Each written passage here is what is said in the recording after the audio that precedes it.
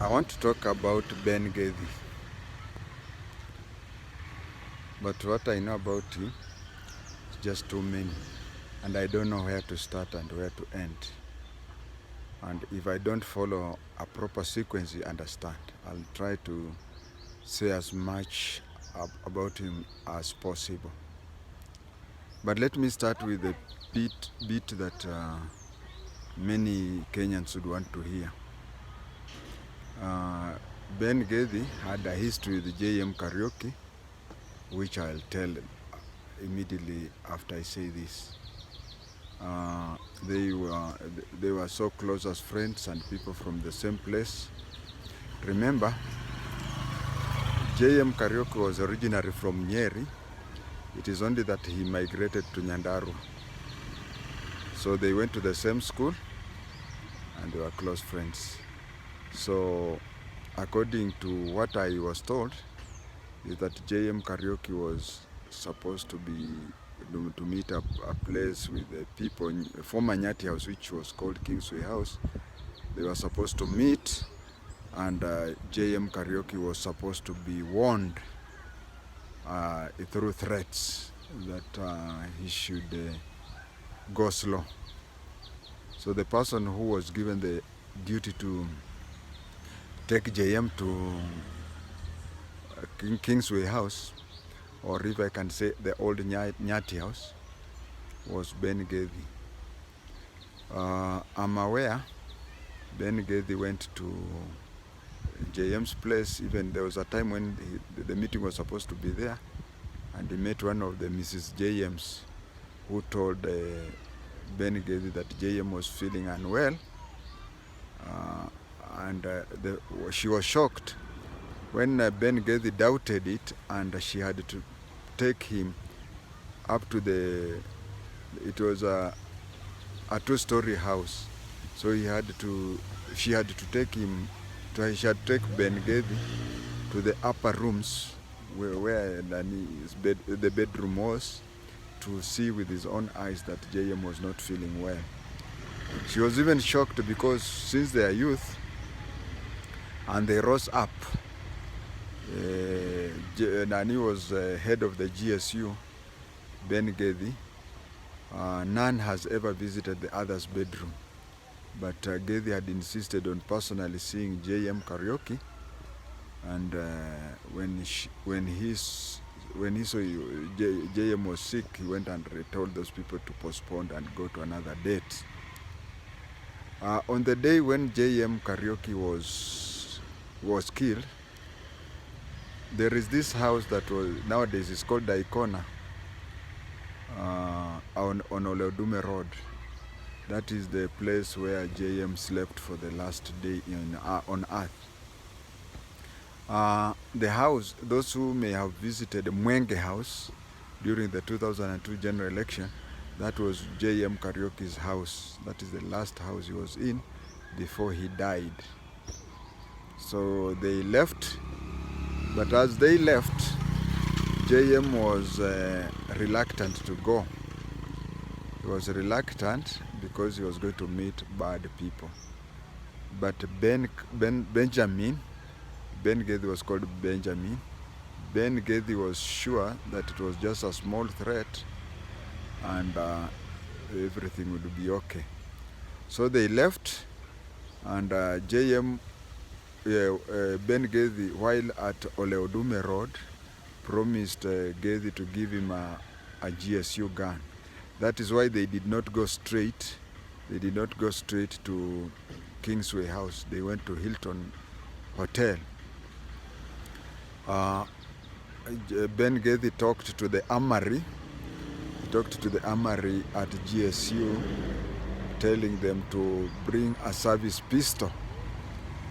So the purpose of going to Hilton was that they were waiting for the service pistol. When the service pistol came, Nani JM was given by Ben GETHI. A civilian was given a police firearm. So they went to the interrogation room. The interrogation, as I had spoken in the KTN News Untold Story, final 48 hours of JM Karaoke, JM was given the gun and he was seated and he was facing a panel. The panel was similar to panel that is usually used. Sorry for the confusion somebody was passing. It was like a panel where you are going for an interview.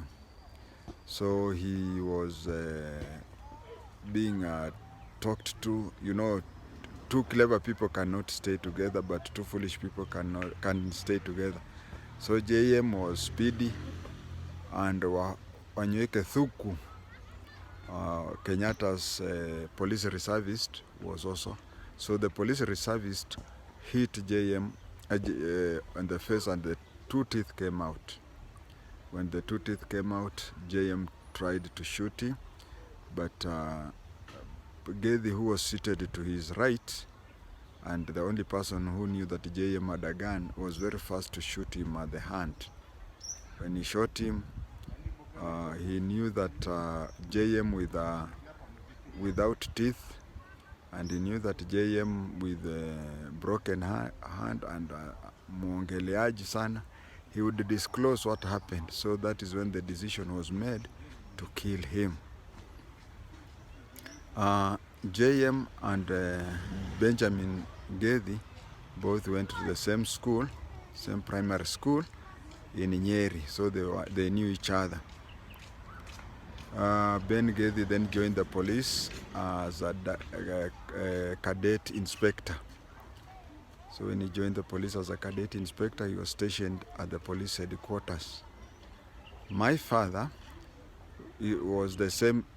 I'm trying to get used to saying my father is and my father was, because my father just died the other time. So I'm still, whenever I talk, I still get used to calling him my father in the present sense. My father joined the police as a constable, but he was one of the clever police officers who were placed in records. And so there's a time when my father differed with his then wife. They differed, and my father wanted to in those days separation and divorce was the same, but he didn't want her. But my grandmother, who was from the Vaengere clan, we are related closely to Wamalwa Kijana's family. Wamalwa Kijana is my second cousin. So my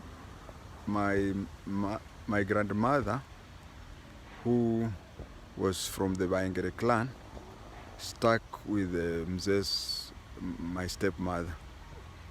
And so my father could not do. Then one time at Nakuru Railway Police, my father wanted to kill my stepmother, and he wanted to kill a cousin of his who is from the Vaengere clan. But the bullet missed the two because my father believed that they were having an inappropriate relationship. So he wanted to shoot them both, or one of them. But there was an inspector, Mzungu inspector, who stopped him from shooting. But the bullet came and hit the inspector's cap. And then the inspector, knowing that my father was very good in record keeping, so he just said my father should be transferred. Then when he was transferred to Mudhurwa. Among the police officers who were assigned duties of counseling my father was Ben GETHI. So when my father went to Ben GETHI to discuss that shooting incident, Ben GETHI said, usichezewe na mwanamke, just oa mwingine. My father said he can't find a lady. Then Ben GETHI said, let us go to our place. Ben GETHI is from, currently it's called Madera West. So Ben GETHI went to Davidson Kuguru's home to look for Davidson Kuguru's daughter, who is my mother.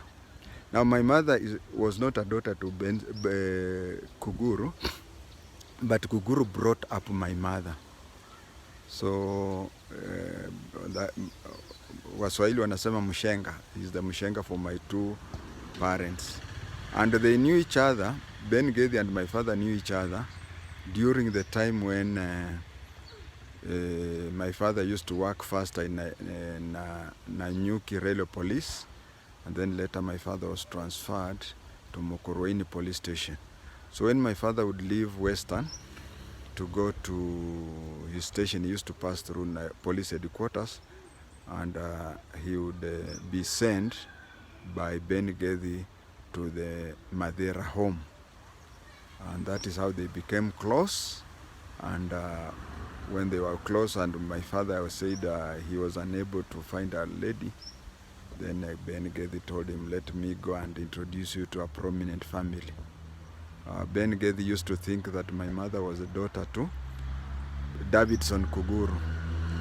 And my father also thought that my mother was the daughter to Davidson Kuguru. But when my father told Davidson Kuguru that he wanted to marry the daughter, Davidson Kuguru said, no, this is my sister-in-law's daughter. She has her parents. They were staying at a place called Morogoro. Then that is when my father now knew my maternal grandfather. Coming out, disclosing about Ben Gedhi was very heavy, just like other issues, because you are talking about people, you are professional and family ties, and you are talking to Kenyans whom even if you keep quiet, Kenya will still go on. But Rosemary Karaoke has talked to me through WhatsApp and SMS, where she thanked me for coming up, being brave. And I met Constable GETHI. She's a granddaughter to GETHI, and I met her. She was working in Riruta Police Station then when the KTN news thing came out, and I asked her how she felt. She told me, she thanked me for coming out, because according to her, she can't even remember her grandfather, because he died a long time ago. But his grave is in her father's farm, and she says that during the time when he was about to die, you know, all the people usually when they're about to die, they call the close families and talk something. He said that he felt bad that not only had he led his friend to his death, but he is the one who pulled the trigger. And the family had been having that feeling that they should pass the information to Kenyans, but they didn't know how to start. So according to Constable GETHI, I was a God-sent opportunity to disclose that, and as a family, they were grateful. I want to finish off by saying, at the time when she was talking to me, she had seen the KTN news item, but had not gone home. But as per that time, I do not know whether she has gone to see her people and maybe they have changed their opinion. But according to her, watching it, because I talked to her within a week of the program being aired first, she told me that she felt that the family was grateful because the grandfather really wanted Kenyans to know, and it had been handed over to her fathers. I hope you understand the African connotation. The grandfather had told her fathers, and her fathers were unable to come out publicly. So by me coming out publicly, I had removed a big weight on the family.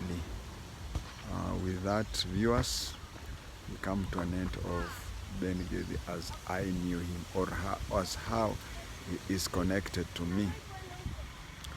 It is good to be talking these things and removing them from my chest, because I'm not getting any younger, and it is good that the future generations come up and get various versions of what happened. Then if you combine the versions, then you will come and know with a middle story and know what really happened. Thank you.